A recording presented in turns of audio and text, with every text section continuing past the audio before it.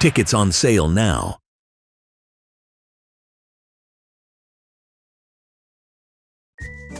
Lens Rentals versus Lenny's Rentals. Difference number 9. At Lens Rentals, when you place an order, everything is organized and packaged in a rugged, custom-fitted case. Is no big deal. At Lenny's Rentals, we love to custom. Sometimes box, sometimes tube, sometimes big. Always custom. Custom, organized cases. Just one more reason to use Lens Rentals. Or you could collect. LensRentals.com. Shoot with the best.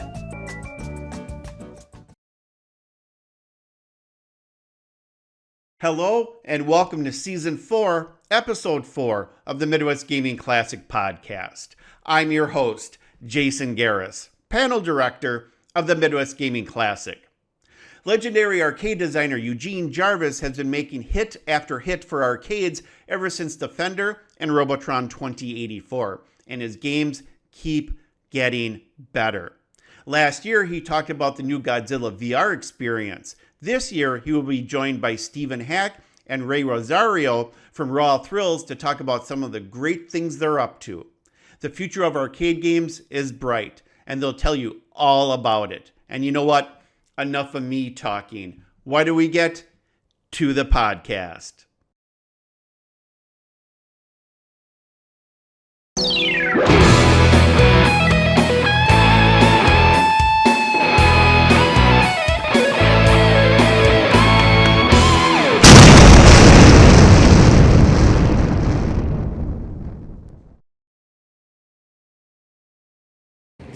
All right, welcome to the Raw Thrills panel presentation.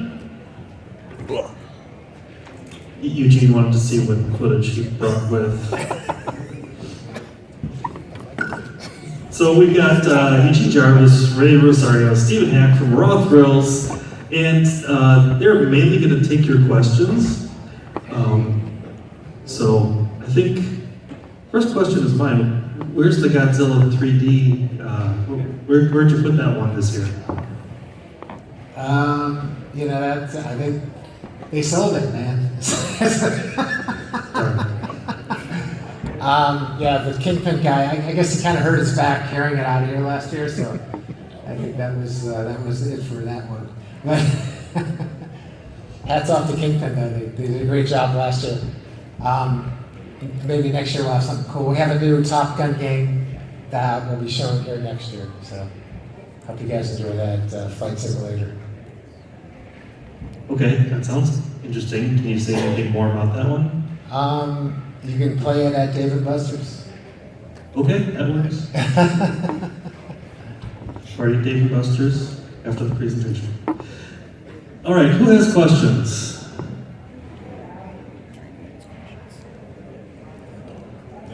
Okay, thank you. Hi. Being a modern arcade manufacturer, what is the procedure industry as far as working with different vendors like Round One or Dave & Buster's or something, getting your product out in the industry like that? It's a battle out there because there's lots of vendors, that want to sell games, and actually there's some great company in Wisconsin, Baytech. I don't know if you guys know that. Up in Pulaski, Wisconsin, they do a lot of redemption games. Big Bass Wheel. I don't know if you guys ever heard of that. All kinds of stuff. But there's we have competition from all over the world. So. I mean, you need a unique game. I think it's a novelty business. You need something that no one's seen before, like our Godzilla 3D VR. I mean, was some gigantic two gigantic screens put together, and full motion. And then the artists knocked themselves out. Ray and the team. The game is at $9 million right now. So you got to kill yourself to make something really great, and then test it in an arcade.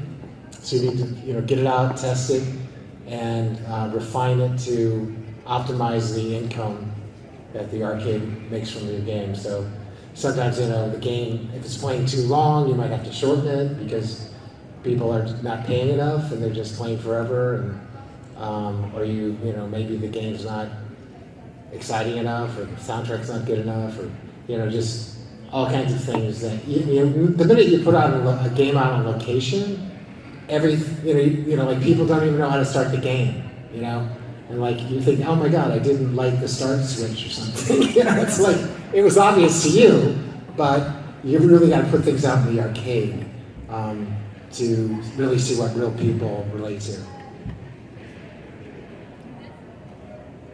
So hope that answers your question. Very much. Okay. So, And you get a T-shirt. Think fast. Oh, maybe. I think that's an extra small, but maybe that's some little ones out there. Do you have anything coming up in the pipeline that you can talk about? Godzilla set the bar pretty high, so we're all very excited to see what you got coming next. Well, obviously the Top Gun game is the next one, and we are testing it at Dave & Buster's right now. It's a full motion flight simulator with the same gigantic screens that Godzilla has, coincidentally. And although with all these tariffs, too many damn TVs and these things. It's like, but that one, Top Gun Maverick. It's a huge license. I think that's one way to get people's attention these days is getting a big license on a game, which unfortunately can be very expensive. And but it's amazing. Sometimes you can find licenses out there that are some older brands that haven't seen the light of day in a long time, and you can find very reasonable licenses. So that's if you're an indie developer. Sometimes I noticed the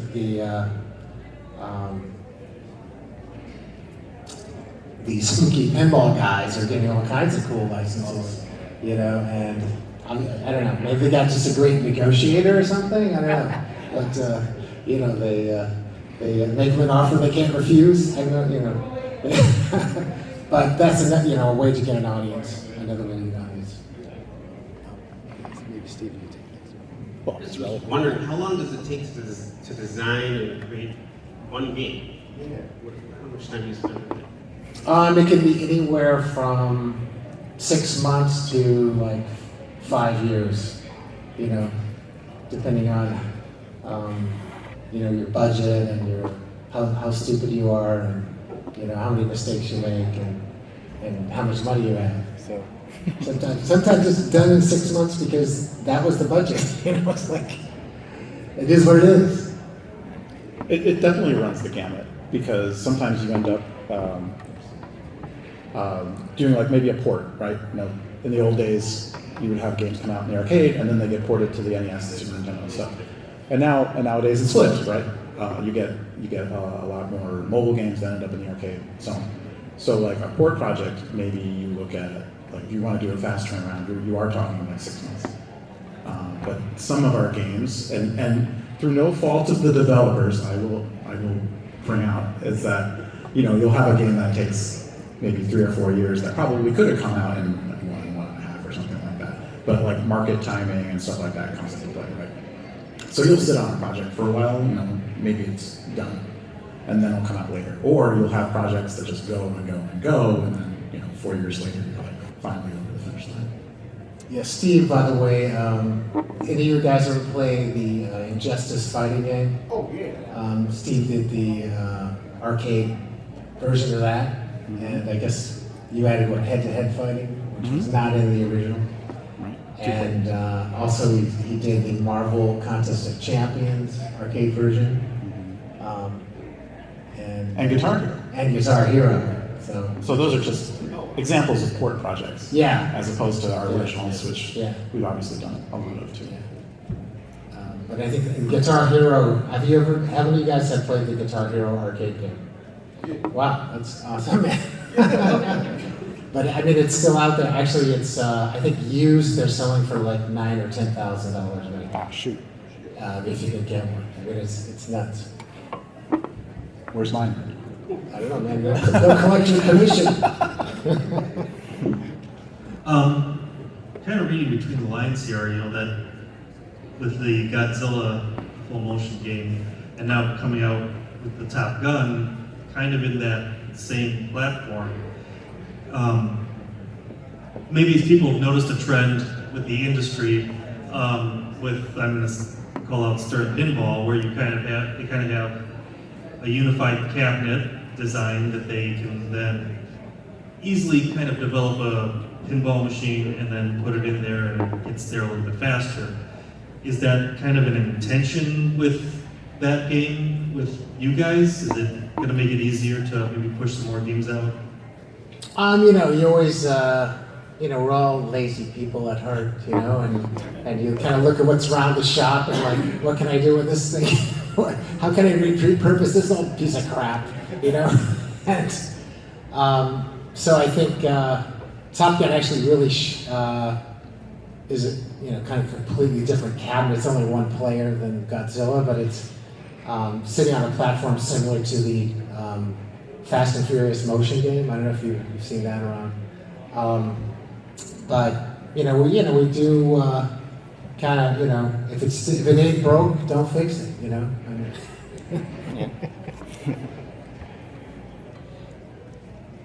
Thank you.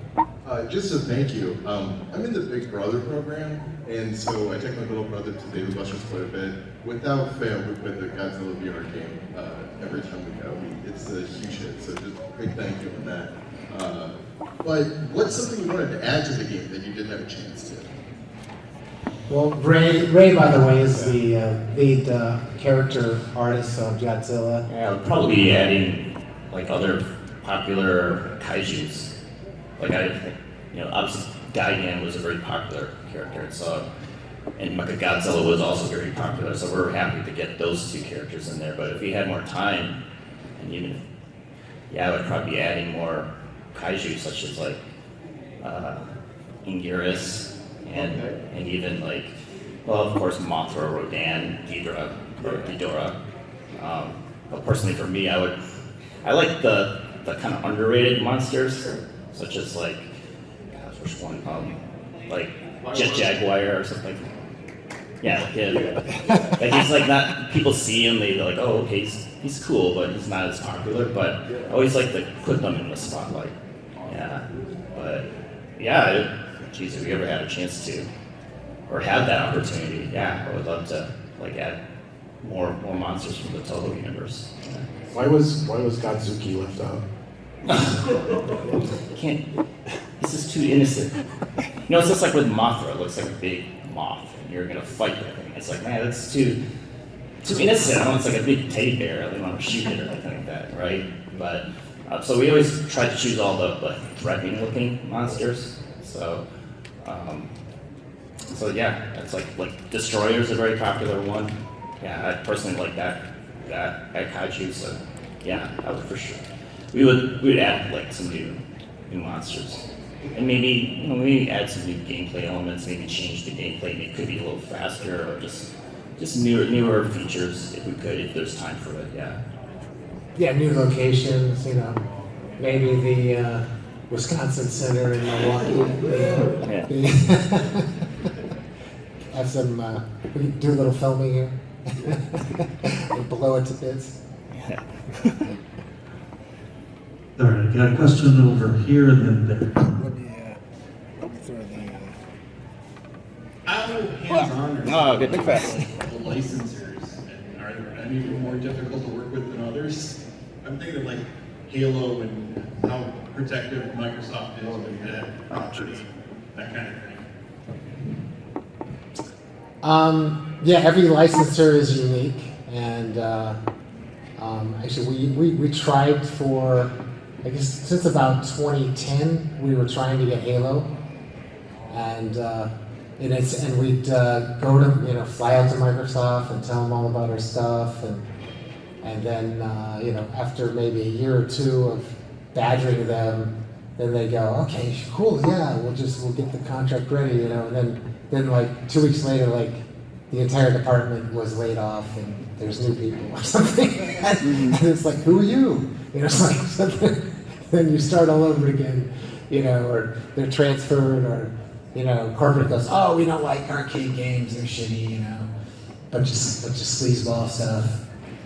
And so it's a very long process sometimes, but eventually we were able to get their confidence, and they kind of took a flyer on us. And how many guys have played the 4-player Halo game? I mean, yeah, that thing is incredible. Thank you. I especially, it's a great, amazing, and Microsoft was so instrumental. They had more people supervising us than we had people working on the game. And so we had to redo everything about 4 times over. But it turned out well, and somehow we spent quite a long time coming up with that cabinet, and it turned out just remarkable. Like it's like a spaceship in the arcade, and I wish we could think of something else like that. It's one of those things that you look at and go, we'll never make anything this good again. It's like, hopefully I'm wrong. Well, how about a license that was particularly easy to work with? Actually, the best licenses are where they don't give a shit about anything. And so actually, what we did the Terminator Salvation game. This was back in was it 2009 or something? 10. It would have been before 2010. Yeah, so 2009, there was a movie. I don't know if any of you remember this movie. Not many people do. Well, that was 3, right? Was it Terminator? Was it Terminator 3? So we got the license, and they were the guys that owned the license were also doing a home console game at the same time, and I remember like the first 6 months of the project, they were so on our ass about everything, the color of everything and the characters, and just incredibly picky. And then I guess their console game came out and it was a complete bust. And then the entire production company went bankrupt. And then we finally we had to get somebody to approve the game. And we called up their lawyer, who had not been paid, and so he was like, sure. He's like, oh, you guys gonna send me a check? Approved. It's like, so no, there's been some crazy things, but it's a mixture of sometimes they give you complete freedom, and sometimes you're heavily supervised, and it's funny sometimes the help they give you is invaluable. And I think in Halo that was part of the greatness of that game was Microsoft really put a lot of effort in coaching us and supervising us on that game. Yeah, and in that same vein, right? So like dealing with Viacom specifically, maybe like 08 or so, you get both sides. They were very difficult to work with in some ways, but in other ways they got us Tom Kenny. So that was invaluable. Getting SpongeBob. Doing a voiceover session with Tom Kenny was one of the highlights of my career at this point. Right, this was the Nicktoons Racing? Yeah, it was Nicktoons Racing. Nicktoons Nitro. Nicktoons Nitro. How many people have played Nicktoons Nitro? All right. 3 people. That was one of our, hidden gems. Yeah. I thought in Jurassic Park, at least for the art side, they were like Universal. They were pretty. Yeah, they didn't give us any issues. I remember because if you look at our dinosaurs, it doesn't know anything from the movie, but they really gave us some creative. Well, actually, they did give us some issues. They were. But I remember they said because at the time we didn't know they were going to release Jurassic World, right? Right. And I also remember like you only could do like your game only can be based on Jurassic Park 1, 2, and 3, and that was it. But when it came to like the look of the dinosaurs, like I remember submitting like the T-Rex, and that thing looked didn't look anything from the movies. Well, that was kind of actually we had a fight with them before then. All right. And they were saying, look, your dinosaurs are multicolored and have feathers, and in the first 3 Jurassic Park movies, that doesn't exist. So make them black and white. And so, Okay, I didn't hear that. and so then we got, in a little discussion with them, and somehow we went up to Amblin, and the Amblin guys said, cool, man, do your thing. So I guess they liked your artwork. Yeah, I guess that was that. But I must have not heard that. So. Yeah. We have worked with Universal many times, actually. And yeah, so there were some bits with Jurassic Park, but overall they were easy to work with. And then we did many Fast and Furious games. Mm-hmm. And I don't think they've ever said a peep, really, on any of the cars or anything like that. Well, because we didn't have any the actors in the game. Right. So that helped out getting things through quickly. So, yeah. I just wanted to say first off that I love your cruising game, fantastic. I hope one day that we do another cruising. But my question is it easier to work on a genre game that you like to play, or is that harder to work on? Oh, there's something you like? Yeah. People like to work on things they like, you can get excited about it. I mean, like Godzilla. I mean, the excitement of the team on Godzilla was unbelievable. When you for sure. Like when we heard about Godzilla, I was like, I grew up, loving Godzilla. I was like, wow, we get to work. And that IP, that was like a dream project, come true. Yeah, I mean, it's amazing how that team, and we worked, I don't know, 3 years? How many years have we worked? Yeah, it was like total, almost 3 years. 3 years, and the team I couldn't believe people were so excited about that thing. Yeah, because we spent that first year just getting that first level right. Yeah, it was very, very difficult. That was the first VR Godzilla game versus VR kind of shooting game we did. And it was just, and we've had a lot of dynamic motion in the game. It's flying, and you really have to worry, in VR you have to worry about getting people sick. It's a big problem. It's kind of like, and if they get sick, they don't come back to your restaurant, So it's, not good for business. So, we had to do a lot of work, but have dynamic motion, but not get people sick, and it was kind of a year in the wilderness, and very frustrating to get, to spend an entire year to get something that's a decent first level. But once we had that, it was kind of magic, and I've never seen a team so excited to, work on the weekends or late at night to get that game going. And I think it really shows. It shows when people put the love into a game. If they're just, phoning it in and just, doing the superficial. It's like our video game is really, it's a tremendous amount of work. And if you really got to love that work. To do a great job. Yeah. No, I've many nights working till almost midnight at the office, especially when you're making the characters, right? It's like, once you're real focused on making sure that looks correct, it's like, you just sometimes get so absorbed with it, you just kind of lose track of time. Like, oh my gosh, it's almost 1 a.m. I've been here all day, but the whole team is like that. Yeah, it's when you're passionate about something, time doesn't matter. You just keep going until it looks the way how you want it to look. Yeah.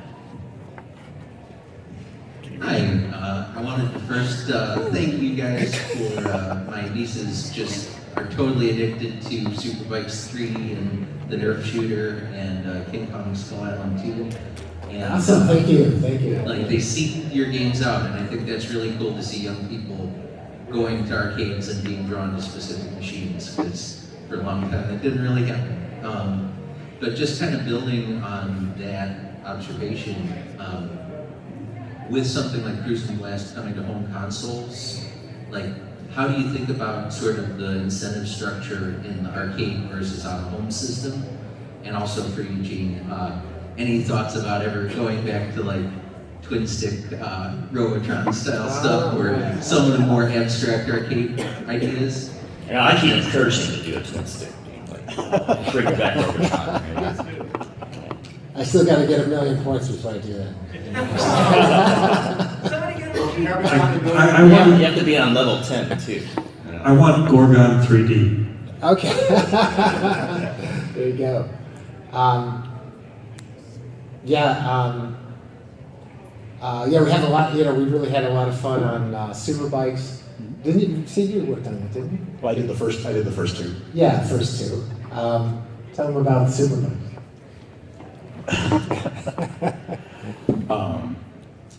Well, I would say, you don't have a mic anymore. I was going to say, what particularly is the best part of Superbikes 3 that she likes? My younger niece just loves jumping.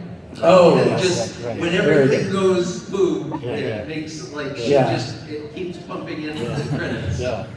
So yeah, that was a Eugene Cruising era thing that I did in the original Fast and Furious in like 2003-ish. And then we carried that physics through pretty much all of those driving games for those first 10 years. If you remember, Fast and Furious got ported to the Wii by an external studio, and then renamed Cruisin', right? Yep, that's correct. Yeah, that was that was my game. And then every time you did a backflip, it would scroll across the screen this like stupid thing that I put in there. I forget what it was. It would say like backflip, or something like that. And like, I don't know, there's something visceral about just, oh look, a ramp, let's see what happens. Whoa, you just did a backflip, or you did a helicopter, or you did a barrel roll or something. It's like, it doesn't make any sense, that's not real. But like, I'm gonna do it again. Plus you get points and stuff, that's fun too. But I think part of our style is to, there's so many channels of entertainment today, there's so many things going on that you have to do something crazy that no one has ever seen before. And so, if you can jump 10 feet in the air, make it 1,000 feet in the air, and people, like your daughter has never experienced that, your niece. And I tell you, the best part of working in games is just seeing the kids play the games, just seeing their excitement and their wonder, and kind of put you back when you were a little kid and for the first time, playing, Pong or something, whatever it was. But just that fascination of discovery is so cool to relive in the kids today. With the obstacles that you referred to regarding VR, do you see yourself doing more VR in the future? Wow, good arm, good throw. Yeah, VR. I love VR. It's so, it's really cool, and I think the tech is getting better. Is this thing on? You guys ever release anything on like Quest or one of those? We could. We haven't. The biggest problem is like the hardware is just not very good. We're using PC VR, which is has 10 times the power of a Quest. So. If it came out on the Quest, it would look like that, cruising port of Fast and Furious or whatever. I think the home VR will be there at some point. Just the problem is those headsets. It's all rendered in the headset now, and those things get so hot. Just like there's just only so much cooling you can get up there. Almost. Battery life is a real big issue. PC, you can plug it into the test of the charging port, I think, so we love doing King Kong because that was not a gun and not a steering wheel, which is, and having that gesture, hand gestures, I think that was really added a whole new element of gaming, and it's cool that, your niece was enjoying that. It's, kids just go crazy with that. They have their hands in the game and like, whoa, this is crazy. And the T-Rex game too, which would be kind of like a rare play too. Right, we do have like this rarity T-Rex game that is out there. I think there's 20 of them. Yeah, there's about 2 dozen. I think. We're still working. We're still working on it. Hopefully, it's a great game, but I guess it wasn't called Jurassic Park, but. So hey, do we know where's the T-shirt go? T-shirt somewhere? Yeah. Right there, right? Yeah. I have a quick question about hardware, guys. I'm over here. Okay. I'll stand up. But all the talk of NVIDIA processors. Are you? It's kind of a three-part question. Are you guys using the NVIDIA processors? Yeah, every game. Yeah. You are. Yeah. All the games. And then has DeepSeek changed your game plan? Not to be too much of a pun there. Oh, the has that changed the whole? DeepSeek AI. Well, we hate to admit it, but we don't really use much AI. I'm sorry. We don't use much AI. I mean, everybody talks about using AI and everything, but we haven't used much AI yet. So it's really primarily a graphics processor. So really, DeepSeek would be irrelevant to that. So which processors of NVIDIA are you using, and are you guys going to be upgrading to the newest, latest, greatest? We use probably. What are the cheapest cards they put out? Well, it's not the cheapest, but it's. I think it's like what is it? 30 something or other. The RTX. I don't. 20 series card. No, it's a 30 series. 30 series. Whatever it is. Yeah. Anyway, I think it's like $400. It's a pretty good card. It's way better than a Quest. It's mostly mid to high range consumer models. Yeah. So yeah, the DeepSeek. I mean, I wish I could get a hold of that thing. It's pretty amazing, but we're not really doing a lot of AI yet. So. Yeah, I think certainly it would allow you to maybe more in console games where you really want to have a longer, more intimate. You could have characters talk to you and all that kind of stuff. I think that's where that's really going to come into play. You can have algorithmic NPCs out there, which the sky's the limit with that.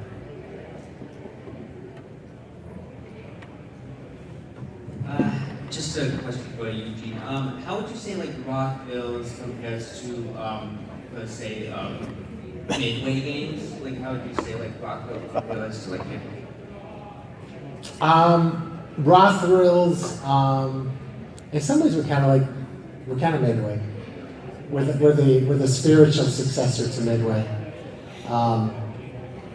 But Midway was kind of part of a big corporation, and they had there's a lot of management and a lot of bureaucracy and things, and I think eventually that kind of caused their death, because they couldn't react. They were not a cockroach; they were like a dog with 4 feet, with 4 tails or something. But but I think the true spirit of Midway, was so much innovation with Mortal Kombat and Terminator and Cruisin' and NBA Jam and Smash TV. Yeah, Smash. No, keep going. Yeah, NARC. Oh yeah. Robotron. Did I say Robotron? Yeah. Defender. No, it's amazing amount of really, really incredible games, and so it's something that we aspire to have as much effect as say NBA Jam had on people or Mortal Kombat. We're still working on it. Thank you. So I have a question that might be for Ray, but anybody else. When you're going to get the rights or approval for something like a car, and I'm specifically talking about cars because I'm watching Fast and the Furious movie back here. Do you not only have to get the permission from the movie studios, but do you also have to get approval from the car manufacturers? Oh God. Oh yeah, yeah. That's a process right there, and usually you have to get their approval first before you even think of adding their the cars into the game itself. Yeah. Yeah, that's again it makes it difficult. They don't like their cars being damaged or blown up either. Yeah. So Yeah, no doubt. Yeah, if you see Cruising Blast, like the first iterations of it, we had like Lamborghini and had some of the Lamborghini cars in there. And I remember like we were doing upgrades to it, and then when they saw, they're like, no, don't add any upgrades, no engine, like no huge spoilers or huge ass rims. I was like, no, can't have that. So it's like, okay, yeah, they were very strict about that. Yeah. So each brand is different, but you have to really respect the brand, or they pull the cord on you. Yeah. And they'll be really hyper specific sometimes too. Like Chevrolet, I guess back in the day, like you'd make one Camaro, and then you'd be like, "Here's the Camaro," and they're like, "No, this Camaro," and it's like, "Okay, we'll do that one." And you do it, and they're like, "Oh no, that one's end of life. Do this Camaro." It's just like you do the same car 3 times. Yeah, it was funny. One crazy story was, so we did Jurassic Park. This was back in, started in 2011. It was released in 2015. How many people have played Jurassic Park, the arcade game? Everyone's played Jurassic. I guess it's probably maybe our most successful game. Thank you guys. What was the question again? Oh, licensing. Getting stuff cleared. Wasn't specific. I wasn't in your head at the time. You had to make 3 different cars, 3 of the same car. Oh, okay, Yeah. right, okay, Jurassic, so in like 2019 or something, or 2017, they said, oh, by the way, your logo is being changed to this chrome logo that was like the new Jurassic World. And then we're like, well, we kind of like the old one better. Like, no, you gotta do this, And then like 2 years later, they go, oh, by the way, you have to change the logo back to the original. It's like,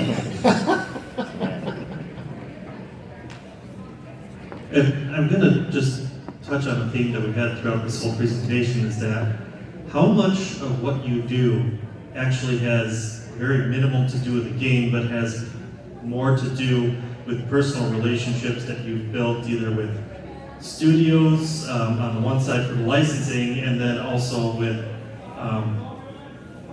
places like Dave & Buster's where you ultimately need to put your games. How much of this process really is that? You kind of touch on the relationship element of this. It's like life, I remember when I started out as a naive kid, and I thought it was, life is all about what you do and not what you know, or who you know. It's about what you do, and I realized that maybe it's half and half, and you actually have to deal with people, which sucks. And relationships are really important in developing trust and having a track record and being able to come through for people is big. Steve, you want to add on to that? Well, from the, we keep going back to licensing for some reason, but like a lot of your relationships, what kind of games you end up getting out, is like, it is kind of who you know. Like some guy you already have a relationship with, and they're like, hey, I know this guy, and this guy can give you this license. And then suddenly you're making that game. And it's like, wow, that was really cool. 10 minutes ago I wasn't making this game, and now I'm making this game. And it's like a property that you've like loved your entire life, something like that. Kind of like the Marvel game, right? It's like, oh shoot, I get to make a fighting game where Iron Man gets to beat up Sabretooth. That's kind of cool, So like those kind of things are kind of a big deal in that way. Yeah, actually that's how we got the Fast and Furious strength of the life. Is we were working on a street racing game, and it was actually called Hot Cars Street Racing. Hot Cars. So anybody want to make a game called Hot Cars, you've got the license right from me. So the Hot Cars, and we'd show, I talk to people about our driving game, and I'd show our driving game to them, and they go, oh, that's really cool, that's a lot like Fast and Furious. I go, no, it's called Hot Cars Street Racing. It's not Fast and Furious. It's like, and so after a while you realize, like, damn, I wish it was called Fast and Furious, because that's what everybody thinks it is, And then somehow, we tried to get the license. It was taken by Sega or Namco or somebody, and it was Namco, yeah. And then somehow Namco, and then somehow years would pass. We were working on this thing, and then the movie got older and older. And I guess this was before the second movie came out. And Namco, I guess, goes, well, this movie's 4 years old. Forget it, you know. And then all of a sudden it became available, and I had a friend, Joe Hammond, who is in the slot machine business, and he was licensing Fast and Furious for slot machines, and he goes, hey, Gene, you want Fast and Furious for cars? And I was like, yeah. So, yes, that was, if I had not known Joe, that would have happened. So it is, people are actually important in life. Something everybody should remember.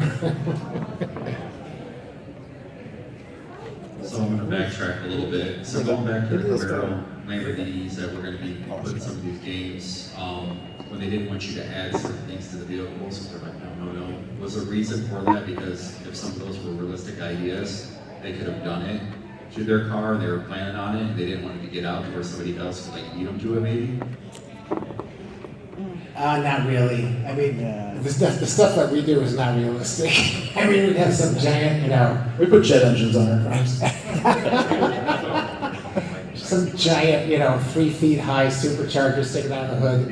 And they're just like, aghast at some of this crap. We're turning them into like monster trucks and stuff. And they're just exactly. Yeah. Did you ever avoid having to get a manufacturer license just by making a car so wild that nobody recognized it as their own car? Yeah, I was probably with Lamborghini because we went kind of crazy with and I had a lot of fun, like myself and Andrew Locke, who was another artist we worked with, making the upgrades. And yeah, I'm sure as soon as they saw, they were like, "What the heck is this?" You know what I mean? Like this is anything like Lamborghini, but we just have to respect that's what they want and have it what the original car looks like. Yeah, we're thinking about what would be cool in a game, and they're thinking about, their market, which is not, 8-year-old kids in arcades. What is a, millionaire interested in? Maybe not a monster. Yeah, we're really entertaining. What looks cool, what's entertaining, and they may not see eye to eye to that because it's like, well, this kind of ruined the aesthetic of our cars, and there's an image they need to hold. Yeah. We got one more question back here. Thanks. Question for the panel. What do you wish you could do with arcades but you can't? Like, what do you find limiting about the medium of creating arcade games, and things you wish you could do for budgetary reasons or logistical reasons that just never happens? One thing I really envy is, you see like a game like Fortnite or, Halo, Call of Duty, and I notice in the big exhibition hall, they've got 12-player Halo 3 going on there, and all kinds of cool stuff. And I always wish that, oh man, if we could make like a 10-screen arcade game and have some really cool, PvP shooters and stuff, or just some kind of 10-player simultaneous game. And it just economically, it's just hard to get 10 people to play a game in an arcade, except on Saturday night for 2 hours. So, but it is and also it's like the game format is fairly short. So you just feel like, oh man, if we could just kick back and have a half an hour, drive down to Chicago from Milwaukee or something. It's like, it just doesn't work in that arcade environment. People want a quick game and move on. So like any medium, you have limitations, and you just have to accept it, or try to do something crazy that everybody says doesn't work, and maybe it will. Yeah, I think you're not going to make it. I think you're exactly right. It's when you make, like I've been making games that last 2 minutes for 25 years, right? What game do I want to make? I want to make the spiritual successor to Chrono Trigger. I'm not going to be able to do that in the arcade, right? But like maybe there's some planet where you can do a game where you can keep returning to it, returning to it, returning to it, and you do kind of get those kind of players, right? And we've experimented with that in the past by having accounts in our driving games in multiple ways, and then also Halo has kind of a plug-in thing with Xbox. So the idea of just getting your players to come back, not just because they want to play the game again, but because they want to like accrue statistics and get more gear or something like that, is always something that I'm looking out for. So, you know, not saying you can do something like that in a gauntlet style game, but you know, there's probably something out there. Cool idea, Steve. Oh, did I give away too much? All right, and that's the time we have today. So let's have a big round of applause for the Rockbros crew. Eugene Jarvis, Rosario, Stephen Hack. Thank you so much for taking the time to share with us.